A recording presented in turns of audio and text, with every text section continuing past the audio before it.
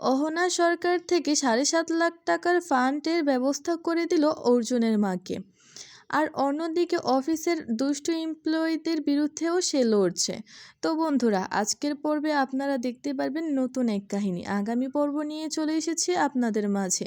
গল্পের শুরুতেই দেখা যায় যে গাঙ্গুলি স্যার অহনাকে বলছে, অহনা, যদি ওনারা আমাদের গভর্নমেন্টের প্রজেক্টে অ্যাপ্লাই করতে চান তাহলে ওনাদের একজন পড়ালেখা জানা মানুষের দরকার হবে। তখন অহনা বলে, স্যার, এটা জানার জন্যই আমি আপনার কাছে এসেছিলাম। স্যার, আপনি যদি বলেন তাহলে আজকেই আমি তাদের নাম প্রজেক্টের মেইন লিস্টে অ্যাড করে দিব। তখন গাঙ্গুলি স্যার বলে, হ্যাঁ, অবশ্যই আপনি তাদের নাম লিখে দিবেন। তখন গাঙ্গুলি স্যার আবারও অহনাকে প্রশ্ন করে, আপনার অফিস এখন কেমন কাটছে? তখন অহনা বলে, স্যার, অফিস এখন ভালোই কাটছে। গাঙ্গুলি স্যার বলতে থাকে, আপনার পিছনে কি তারা এখনো ষড়যন্ত্র করছে? তখন অহনা বলে, একটু তো ষড়যন্ত্র করবে, আপনি তো জানেনই আমি ভুল সেট ভেঙে নতুন করে সেট তৈরি করছি। এখন তো সবাই আমার পিছনে একটু লাগবে। তখন গাঙ্গুলি স্যার বলে, আপনি যে ধৈর্য ধরে সবকিছু ঠিকঠাক রাখতে পারছেন, এইটাই তো অনেক। আপনি ধৈর্য ধরুন, সবকিছু আপনি নিজের হাতেই করতে পারবেন। তখন অহনা বলে, হ্যাঁ স্যার, আপনি আমাকে একটু ভরসা যোগাবেন। তখন গাঙ্গুলি স্যার আবার প্রশ্ন করে, আচ্ছা অহনা, তোমার যে সারপ্রাইজ ভিজিট ছিল ওইটার কি অবস্থা? তখন অহনা বলে, স্যার, আমার তো ভিজিট ছিল 2টা। আমি তো সারপ্রাইজ ভিজিটে গিয়েছিলাম, সেখানে 40 জন মানুষ থাকার কথা, কিন্তু আমি ওইখানে গিয়ে দেখতে পেলাম শুধু একজন মানুষ আছে।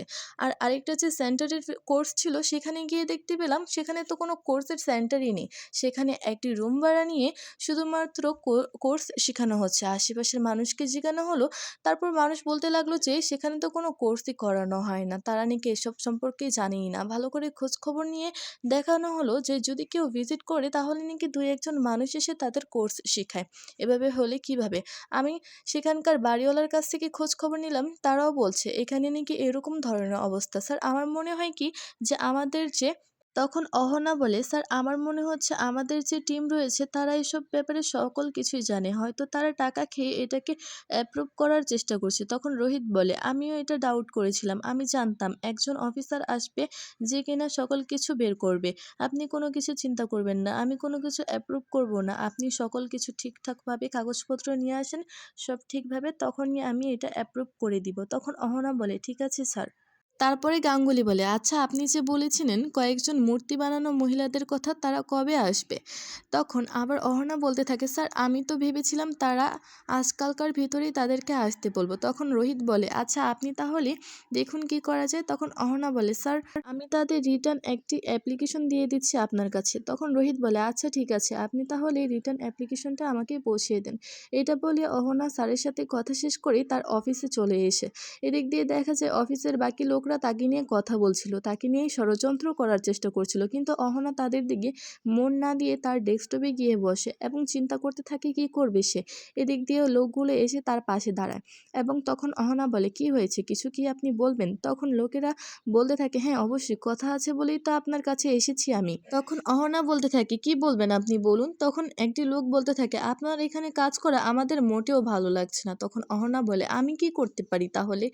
তখন ওই লোকটি বলে, আপনার এখান থেকে যাওয়াই লাগবে, আপনি না গেলে আমরা ঠিকমতো কাজ করতে পারবো না। অহনা বলে, আপনাদের এত বড় সাহস, স্যার আমাকে কিছু বলেনি, আপনারা আবারও আমার পিছনে ষড়যন্ত্র করছেন, আপনাদের সমস্যা কি? আপনারা আপনাদের মতো কাজ করুন, আমি আমার মতো কাজ করি। তখনই স্যার সেখানে আসে, এসে বলতে থাকে, কি হয়েছে আপনাদের মাঝে, আবারও আপনারা শুরু করেছেন? তখন সবাই মিলে বলতে থাকে, সে এখানে কাজ করলে আমরা ঠিকমতো কাজ করতে পারবো না। তখন গাঙ্গুলি স্যার বলতে থাকে, আপনাদের সমস্যা কি, কেন কাজ করতে পারবেন না? সে তার মতো কাজ করছে, আপনারাও আপনাদের মতো কাজ করুন। কিন্তু সকলে মিলে একই কথা বলছে। তখন গাঙ্গুলি স্যার বলে, আমি এসব ব্যাপারে আর একটা কথাও শুনতে চাই না, কিন্তু তারপরও তারা কথা বাড়াচ্ছিল। তখন গাঙ্গুলি স্যার বলে, আপনারা যা খুশি করতে পারেন। আশেপাশের লোকেরা বলতে থাকে, উনি যদি এখানে কাজ করে তাহলে আমরা কাজ করব না, আপনি এখানে কি করে কাজ করেন আমিও দেখে নিব। তখন অহনা বলে, আপনি কি আমাকে থ্রেট দিচ্ছেন? তখন গাঙ্গুলি স্যারও বলে, আপনি কি তাকে হুমকি দিলেন? আপনার এটাকে আমরা হুমকি ধরে নিব? তখন লোকেরা বলে যে, হ্যাঁ, আপনি যা খুশি তাই ভাবতে পারেন, কিন্তু সে এখানে কাজ করলে আমরা ঠিকমতো কাজ করতে পারবো না।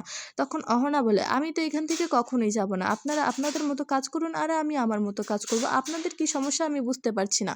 তখন একটি লোক বলতে থাকে, আপনার জন্য আমরা ভালো কাজের ডিমান্ডগুলো খুঁজে পারছি না, আপনার জন্যই এসব কিছু হচ্ছে। আপনি এসে হুট করে সব কিছু নিয়মকানুন চেঞ্জ করতে পারেন না, আপনি কি বুঝতে পারছেন না আপনার জন্য আমাদের সমস্যা হচ্ছে?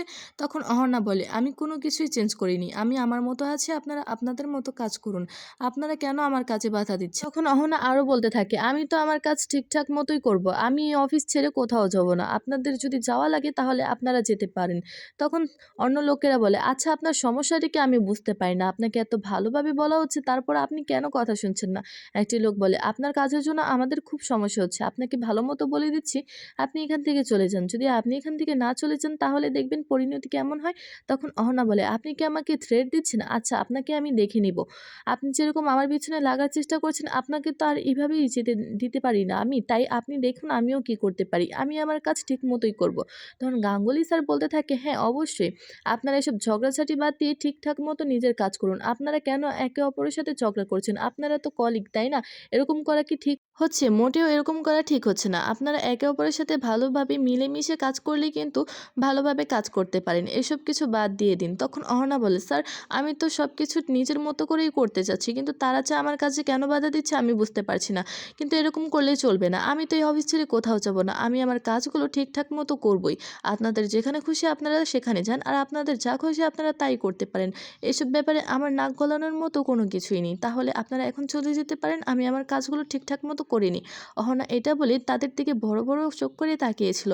লোকেরা এটা বলে আর কিছুই বলতে পারে না, তারা সোজা মতো সেখান থেকে চলে যায়। আর তখনই অহনার শ্বশুরবাড়ি থেকে লোকজনরা আসে মূর্তি নিয়ে অফিসে দেখানোর জন্য। এটা দেখে তো তাদের অফিসের লোকজন তার দিকে হাঁ করে তাকিয়ে থাকে। তখনই একটা মহিলাকে দেখানো হয় যে কিনা কলে কথা বলছিল অফিসের সামনে দাঁড়িয়ে দাঁড়িয়ে।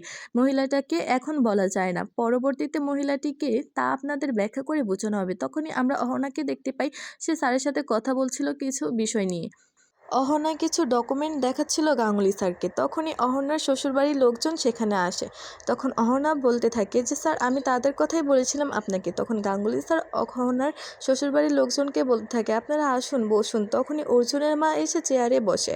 তখন গাঙ্গুলি স্যার তাকে প্রশ্ন করতে থাকে যে, আপনারা কত বছর ধরে এই মূর্তির কাজ করছেন? তখন বাড়ির মেঝবউ বলতে থাকে, স্যার আমরা তো মাত্র 6 মাস ধরে এই মূর্তির কাজ করছি। তখন অর্জুনের মা বলতে থাকে, হ্যাঁ স্যার আমরা 6 মাস ধরে এই মূর্তির কাজ করছি। তখন গাঙ্গুলি স্যার বলতে থাকে, বাহ 6 মাসে তো আপনারা অনেক উন্নতি করে ফেলেছেন।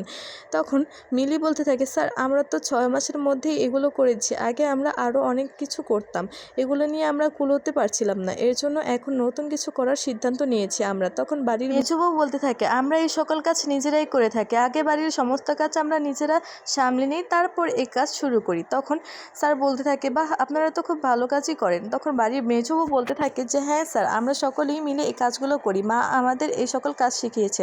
তখন অর্জুনের মা বলতে থাকে, হ্যাঁ স্যার ছোটোবেলা থেকেই তো এসব কাজ করতাম, তো এখন এইসব কাজের অত আগ্রহ ছিল না, কিন্তু দারিদ্র্যের কারণে এখন এসব কাজ করতে হচ্ছে, ছোটোবেলার শিল্পগুলো এখন করে করে দারিদ্র্য মেটাতে হচ্ছে। যখন আমরা প্রথমে এই কাজটি শুরু করেছিলাম তখন আমাদের অনেক লস হয়েছিল, কারণ আমরা যখন এই মূর্তিগুলো বিক্রি করছিলাম যাদের কাছে বিক্রি করেছি তাদেরও লস হয়েছে, কারণ মাটির পুতুলগুলো ছিল কাঁচা, এর জন্য নষ্ট হয়ে গিয়েছিল, আর আমাদেরও খুব ভর্তুকি দিতে হয়েছে এসবের জন্য। তো এখন আমরা চাচ্ছি বড় করে কোনো কাজ করতে, তাই আপনার কাছে আসা, আপনি দয়া করে আমাদের খুব ভালোভাবে সাহায্য করার চেষ্টা করবেন, আর আমরা আমাদের সবটুকু দিয়ে আপনার সাথে কাজ করার চেষ্টা করব। তখনই গাঙ্গুলি স্যার বলে, হ্যাঁ অবশ্যই। তারপরে তাদের মূর্তিগুলো এনে গাঙ্গুলি স্যারের সামনে রাখা হয় এবং তাকে দেখানো হয়। তখন স্যার দেখে তো খুব খুশি হয়ে যায় এবং বলতে থাকে, বা আপনারা তো খুব ভালো মূর্তি বানান।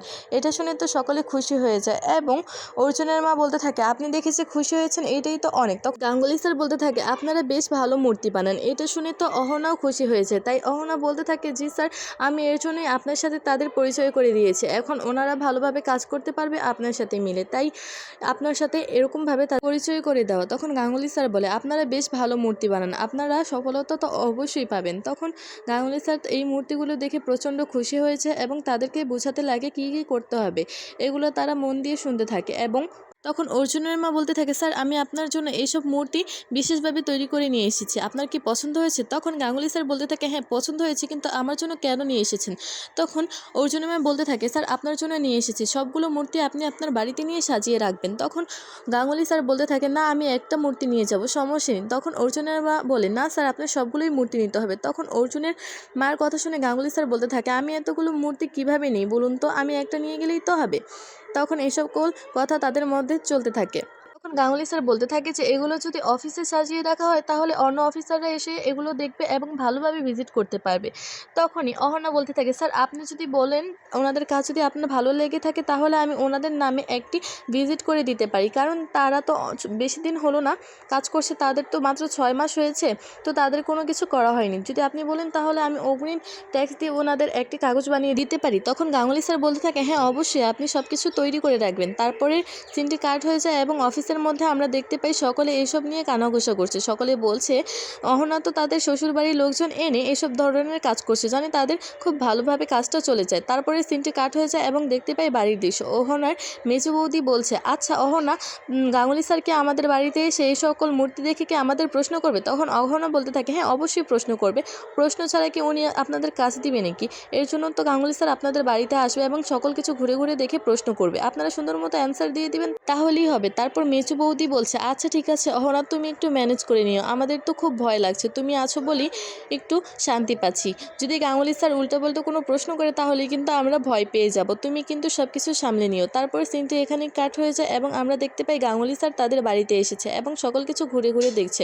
তার কাছে সকল কিছু খুব সুন্দর লাগছিল। সে প্রশ্ন করছিল যে এইটা কবে তৈরি করেছেন, ওইটা কবে তৈরি করেছেন, এরকম নানা প্রশ্ন তৈরি করতে থাকে তাদেরকে। তারাও সুন্দর মতো অ্যান্সার দিয়ে দেয় এবং আমরা দেখতে পাই অর্জুনের মাও খুশি এবং গাঙ্গুলি স্যারও খুব খুশি তাদের মূর্তিগুলো দেখে। পরের এপিসোডে দেখানো হবে গাঙ্গুলি স্যার কি তাদের আসলেই কাজটি দিবে নাকি না।